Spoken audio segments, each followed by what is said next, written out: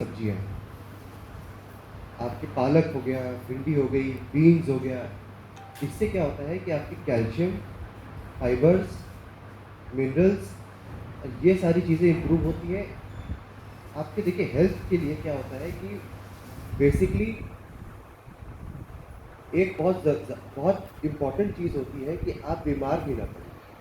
क्योंकि अगर आप बीमार पड़ रहे हैं तो आपके ऑब्वियसली आपके ट्रेनिंग और हेल्थ पे असर आएगा ही आएगा और उसको रिकवर करने में आपको फिर 1-2 हफ्ते लगेंगे और फिर वो एक तरीके से पीछे जाते हैं।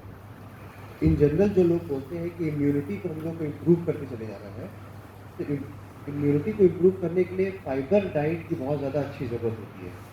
फाइबर डाइट कहाँ से मिलती है? फ्रूट्स से।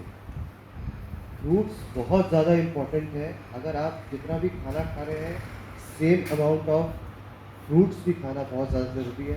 फ्रूट्स में मैंगो और केला अलग होता है। ये आपको सिर्फ एनर्जी देगा, लेकिन आपको जो मल्टीविटामिन्स, मिनरल्स और फाइबर्स देगा, वो आपके बाकी सारे फ्रूट्स हैं। दूसरा ये है कि आपको पनीर की जगह अगर आपको टोफू मिले, टोफू पता है आपको? पनीर जैसा एक और आइटम होता है टोफू। पनीर से भी कैल्शियम मिलता है, वो दूध से बनता है, लेकिन टोफू में प्रोटीन ज़्यादा होता है। ठीक है? या सोयाबीन खा सकते हैं आप उसमें। ठीक है? या बीन्स पोड़ा हो गया। ये सारी चीज़ें आप खाएँगे तो उससे प्रोटीन इंटेक अच्छा होगा, कैल्शियम इंटेक अच्छा होगा।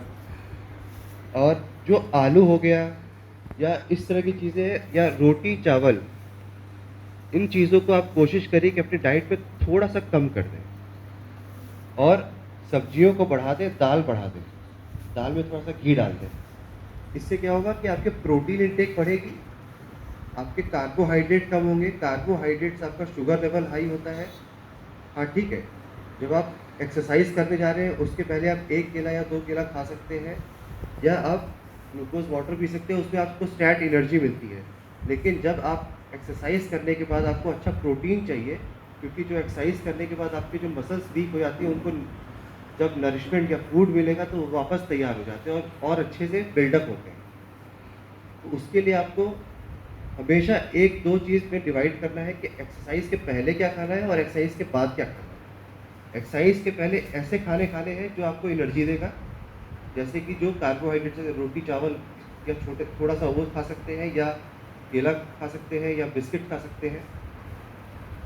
और उसके बाद आपको प्रोटीन रिच जैसे दाल हो गया, सब्जी हो गई या पनीर या टोफू, सोयाबीन, इस तरह की चीज़ें ज़्यादा खानी है।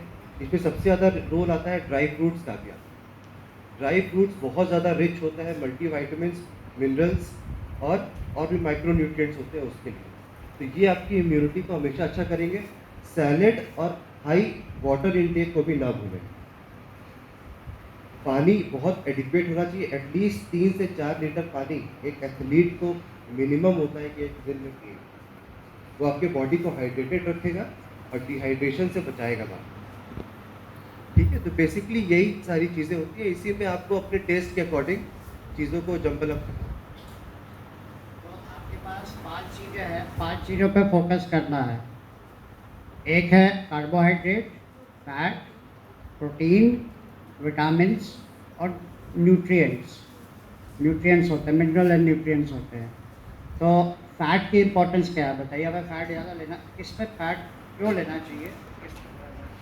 देखिए फैट का क्या होता है कि फैट जनरली लोग बोलते हैं कि फैट जैसे घी मैं घी किसी को पूछूंगा इसको जयरानी को, जुड़ाने को, फिर पे अटेंशन, बहुत ध्यान दे। 5 चीज़ें हैं, हम अभी फैट की बात कर रहे हैं। आई विल आस्क एनीबॉडी कि what is the importance of fat. कि फैट क्या होता है, फैट में जनरली क्या आपका क्या-क्या चीज़ें आ गई? जैसे आपका बटर आ गया, चीज़ आ गया, ऑयल आ गया, इस तरह की चीज़ें घी आ गई, तो ये सब बेसिकली ज़्यादा फैटी चीज़ें हैं। फैट क्या होता है कि आपका एनर्जी स्टोरेज होता है एक्चुअली, आपका एनर्जी स्टोर करके रखता है। जब ज़रूरत पड़ती है तो वो लेके आता है। लेकिन यही चीज़ अगर आपका एक्सेस फैट हो गया, तो वो आपका जो एक्चुअली जो हम लोग को जो बोलते हैं चर्बी, वो चर्बी में कन्वर्ट हो जाएगी। तो फैट का इंटेक करीब 15 टू 20% होता है, उससे ज़्यादा नहीं होना चाहिए। तो आपके डाइट में करीब 1/5 पार्ट होना चाहिए फैट का। तो इसका मतलब ये नहीं कि बहुत ज़्यादा घी। हाँ, एक चीज़ बहुत ज़रूरी है, अगर आप फैट खा रहे हैं तो उसको आप एक्सरसाइज करके जलाएं भी। अगर आप जलाएंगे नहीं तो वो आपको चर्बी में कन्वर्ट कर देगा। Fat is a very good source of calories. सबसे ज़्यादा कैलोरीज होती है फैट में, 9 कैलोरीज होती है। और अगर आप उसको यूटिलाइज कर सकते हो तो उससे कोई अच्छी चीज़ नहीं हो सकती। ऐसा नहीं होता फैट लेना बहुत बुरी चीज़ है। हर डाइट में एडिक्वेट अमाउंट ऑफ फैट बहुत ज़रूरी होता है। वो करीब 1/5 ऑफ कैलोरी इनटेक होता है। तो जनरली आप जो दाल में 1 चम्मच घी डाल दिया तो वो काफ़ी है। लेकिन अब आप सोच रहे हो कि हम पिज़्ज़ा भी खा रहे हैं, चीज़ भी खा रहे हैं, फिर और ये सारी चीज़ें भी खा रहे हैं, अब बहुत ज़्यादा घी डाल रहे हैं और अब उतना एक्सरसाइज भी नहीं कर रहे हैं, अब घर में बैठे हुए हैं, तो वो गड़बड़ हो जाएगा। ठीक है? Fat is a very good source of energy, it is very required, लेकिन इन अ लिमिटेड अमाउंट। कार्बोहाइड्रेट का क्या कार्बोहाइड्रेट हम लोग क्यों लें? फैट हो गया, कार्बोहाइड्रेट, प्रोटीन प्रोटीन के लिए क्या हमें मसल बिल्डअप करने के लिए प्रोटीन चाहिए, बॉडी मास मसल मास बढ़ाने के लिए। आप प्रोटीन नहीं लेंगे तो आपको मसल मास बॉडी मास बढ़ता नहीं, तो मेनली जो मस्कुलर मास है। आप we are talking now about carbohydrates की बात। कार्बोहाइड्रेट्स एक्चुअली क्या होता है, इट इज़ अ वो तुरंत आपको एनर्जी देने वाली चीज़ है। एक्चुअली वो तुरंत ग्लूकोज़ पैदा करता है। ठीक है? तो कार्बोहाइड्रेट्स में जैसे आपकी आलू भी है, रोटी, चावल, चीनी, जो मीठी-मीठी चीज़ें होती हैं, वो सब कार्बोहाइड्रेट्स के फॉर्म में होती हैं। तो ये सारी चीज़ें आपको स्टैट एनर्जी देंगी। तो जब भी आपको स्टैट एनर्जी चाहिए, आपको चाहिए कि भई मुझे एनर्जेटिक रहना है, तो आपको कार्बोहाइड्रेट्स लेना ज़रूरी है। लेकिन कार्बोहाइड्रेट जितना जल्दी लेंगे, उतना जल्दी वीन ऑफ भी कर जाता है। ठीक? या हर जगह एक ही फॉर्मूला आता है कि excess of everything is very bad. आपको हर एक चीज़ को एक्सरसाइज में जलाना ज़रूरी है। Carbohydrate is a source of energy. जो स्टैट एनर्जी आपको मिलती है वो कार्बोहाइड्रेट से मिलती है। सस्टेन्ड एनर्जी मतलब कि आपको एनर्जी अगर आपको कंटिन्यूअसली चाहिए और आपको बॉडी के मसल्स को अगर आपको नरिश करना है, उसके लिए प्रोटीन चाहिए। प्रोटीन भी एनर्जी देगा, लेकिन वो तुरंत एनर्जी नहीं देगा। वो आपके जो आपने वर्कआउट करने के बाद जो आपको जो क्योंकि मसल्स आपके वीक हो उस समय टायर्ड हो चुके होते हैं, उनको एनर्जी चाहिए। तो वो उस समय प्रोटीन के फॉर्म में अगर मिलेगी तो वो बेस्ट होगी, क्योंकि उस समय वो वापस रीजनरेट होगी तो बहुत अच्छे से रीजनरेट होगी। तो बेसिकली कंसेप्ट ये फैट, प्रोटीन और कार्बोहाइड्रेट का यही होता है। एक और चीज़ जो एक आम सवाल है कि हम वर्कआउट कर रहे हैं, एक्सरसाइज करें तो हमें फ्लूइड क्या लेना चाहिए?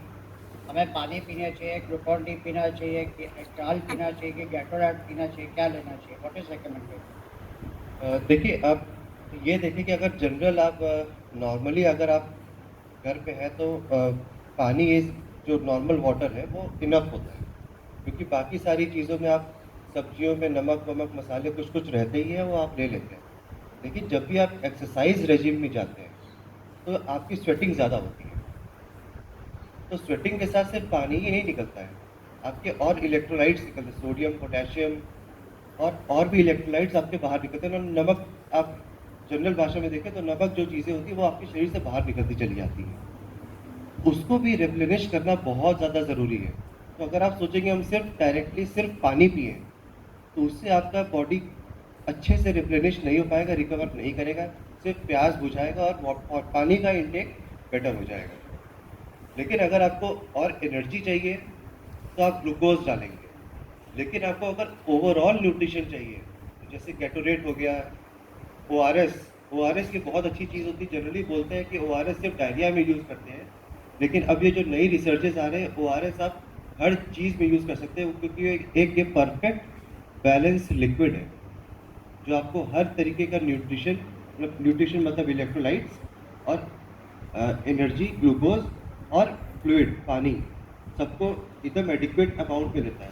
तो जितना भी आपको स्वेटिंग होगी, तो बेटर है कि गैटोरेट और ओआरएस इस तरह की चीज़ों पे आप ज़्यादा जाएँ, ना कि सिर्फ ग्लूकोज़ पानी या पानी पे। हाँ, आपको अगर लग रहा है कि आपको बहुत ज़्यादा वीकनेस हो रही है, अचानक से चक्कर सा आ रहा है, तो आप तुरंत ग्लूकोज़ लें। क्योंकि हो सकता हो कि आपको हाइपोग्लाइसीमिया, आपका ग्लूकोज़ का लेवल कम होता चला जा रहा है, या पानी की मात्रा कम हुई है। ठीक है, थैंक यू सर। अब एक सवाल मैडम के लिए है। ओरल हाइजीन, डेंटल हाइजीन, तो एक हम लोग का प्रश्न है कि रात को ब्रश करना चाहिए कि नहीं। Good morning everyone.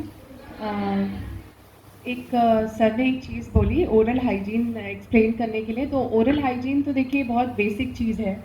बहुत सारी एड्स में आपने देखा होगा किस तरीके से ब्रशिंग करनी चाहिए, किस तरीके से आपको अपनी ओरल हेल्थ मेंटेन करनी चाहिए। लेकिन मैं आपको उसकी इम्पोर्टेंस भी बताऊंगी कि ओरल हेल्थ अच्छी होने से क्या क्या आपको बेनिफिट्स होंगे और क्या क्या प्रॉब्लम से आप अपने आप को बचा सकते हैं। तो पहली चीज़ तो ये है, देखिए ओरल हेल्थ का मतलब सिर्फ ब्रशिंग नहीं है। आपकी माउथ में, आपकी ओरल कैविटी में लाखों बैक्टीरियाज होते हैं, ठीक है। अगर आप ब्रश नहीं कर रहे हैं और खाने के साथ, तो सारे आपके पेट में जा रहे हैं और प्लस दांतों में एक लेयर भी डिपॉजिट हो रही है, जैसे हम लोग आम भाषा में प्लाक या कैलकुलस बोलते हैं। तो उसकी भी कई सारी प्रॉब्लम्स होती हैं, क्योंकि ये सारी चीज़ें किसी को पता नहीं होती। लेकिन प्लाक कैलकुलस भी अगर दांतों में ज़्यादा हो तो उससे भी डायबिटीज़ का खतरा रहता है, हार्ट अटैक भी हो सकता है और बहुत सारी प्रॉब्लम्स हैं जो बढ़ सकती हैं। आप लोग को शायद अर्ली एज में ना रिकग्नाइज हो ये चीज़, लेकिन लेटर ऑन वो पायरिया के फॉर्म में कन्वर्ट हो सकती है, ठीक है। तो ओरल हेल्थ मेंटेन करने के लिए आपको एटलीस्ट 2 बार ब्रशिंग करनी है, वो भी एक राइट टेक्निक से। आई विल एक्सप्लेन कि कैसे करनी है, ब्रशिंग टेक्निक क्या होनी चाहिए प्रॉपर, क्योंकि लोगों को जनरली नहीं पता रहता। वो रॉन्ग टेक्निक से करते हैं, उससे और ज़्यादा दिक्कतें हो जाती हैं। दांतों में सेंसिटिविटी होना, शायद आप में से किसी किसी को हो भी, तो वो सब रॉन्ग ब्रशिंग टेक्निक या गलत तरीके से टूथब्रश, टाइप का टूथब्रश यूज़ करने से होता है। तो वो मैं आपको सारा एक्सप्लेन करूँगी कैसे करना चाहिए। और उसके अलावा मतलब मॉर्निंग में, नाइट में ब्रशिंग तो करनी ही है, उसके अलावा भी आपको फ्लॉसिंग करनी है। फ्लॉसिंग की क्या टेक्निक्स हैं, वार्म सलाइन गागल्स करने हैं और क्या क्या रिक्वायरमेंट है specifically, that I will focus, ठीक है। और कुछ चीज़ें हैं, जैसे अगर आप लोग एथलीट्स हैं, सब लोग स्पोर्ट्स एक्टिविटीज़ में इन्वॉल्व हैं, तो एक बहुत कॉमन प्रॉब्लम कभी कभार शायद फेस की गई हो कि टूथ एक्सफोलिएट हो जाता है, यानी कि बाहर निकलना, या टूथ फ्रैक्चर की प्रॉब्लम, ठीक है। तो अगर टूथ सपोज ड्यूरिंग इंजरी आपका बाहर आ गया, पॉप आउट हो गया, कहीं पे गिर गया, सॉइल्ड हो गया, तो इट इज़ वेरी इंपॉर्टेंट कि आप उसको, जब तक आप डेंटिस्ट के पास नहीं जा रहे हैं तब तक आप उसको एक वेट कंडीशन में रखें। अगर आप बिल्कुल सॉइल्ड कंडीशन में उसको रखेंगे या मॉइस्ट नहीं रखेंगे तो उसकी जो वाइटैलिटी है वो पूरी तरीके से ख़राब हो जाएगी। तो इट इज़ वेरी इंपॉर्टेंट, अगर सपोज ऐसी इंजरी होती है तो आप उसको, saliva is a very good liquid जिसमें आप उसको स्टोर कर सकते हैं, जो आपके पास हमेशा अवेलेबल है। पानी में नहीं रखना है, सलाइवा में रखना है। इफ़ यू गेट मिल्क तो मिल्क में स्टोर कर सकते हैं और उसको लेके फिर आप डेंटिस्ट के पास जाइए, तो देयर आर चांसेस कि हम उसको वापस से रीइम्प्लांट कर सकते हैं, ठीक है। उसमें वाइटैलिटी की उम्मीद होती है अगर आप विद इन 6 आवर्स रीच करते हैं अपने डेंटिस्ट के पास। अपार्ट फ्रॉम दैट, अगर कोई फ्रैक्चर है या ब्लीडिंग है या ऐसा कुछ है, तो इंस्टेंटली आपको सबसे पहले ब्लीडिंग कंट्रोल का मेजर लेना है। तो उसके लिए what you can use is कि अगर कॉटन या गॉज पीस कहीं से अवेलेबल हो, शायद आप लोग के फर्स्ट एड में होता होगा, तो उससे आपको हल्का सा वेट करके ब्लीडिंग स्टॉप करनी है, फिर आगे का मैनेजमेंट आप डेंटिस्ट के पास जा सकते हैं करना, ठीक है। कुछ और अगर स्पेसिफिक क्वेश्चंस हो तो आप लोग पूछ सकते हैं। हेलो। एक्चुअली हम लोग जब फाइट करते हैं तो कभी कभी लगता है तो ये पूरा एकदम थोड़ी देर तक वो क्या कहते हैं उसको, जबड़े जो हिल जाते हैं। तो प्रेजेंट टाइम में क्योंकि 2 मिनट की फाइट होती है, उस 2 मिनट की फाइट में ये लगा और फिर हमें लड़ना भी है, तो उस समय हम लोगों को, क्योंकि ये बहुत ज़्यादा डिस्टर्ब करता है हम लोगों खिलाड़ियों को खास करके, क्योंकि कराटे में पंचेस लगने ही लगने हैं किसी भी हाल में। तो उस समय क्या करे इंसान, या दांत कहीं टूट गया तो क्या करे इंसान? देखिए दांत टूट गया तो मैंने आपको बताया कि इमीडिएटली आपको क्या करना है, ठीक है। उसको किसी वेट लिक्विड में स्टोर करना है, specially saliva. If you get milk, आप मिल्क में भी स्टोर कर सकते हैं। और फिर हाँ, सलाइवा इज़ अ वेरी मतलब हमेशा अवेलेबल है। मिल्क तो पता नहीं आपको मिलेगा 6 घंटे के अंदर आपको अगर आप पहुंच जाएंगे डेंटिस्ट के पास तो हम उसको रीइम्प्लांट कर सकते हैं, उसको वापस से फिक्स कर सकते हैं जो आपका टूटा है। उसके बाद अगर आप पहुँचते हैं या सपोज आप उसको ड्राई कंडीशन में लेके पहुँचते हैं तो फिर दिक्कत है, उसको वापस से लगाना। अरे मैं हम लोग के बीच डॉक्टर नूतन मैम भी उपस्थित हो गई हैं। मैं चाहूँगा कि जोरदार तालियों से उनका स्वागत हो और आकांक्षा मैम से अनुरोध करूँगा कि उनको मंचासीन करें।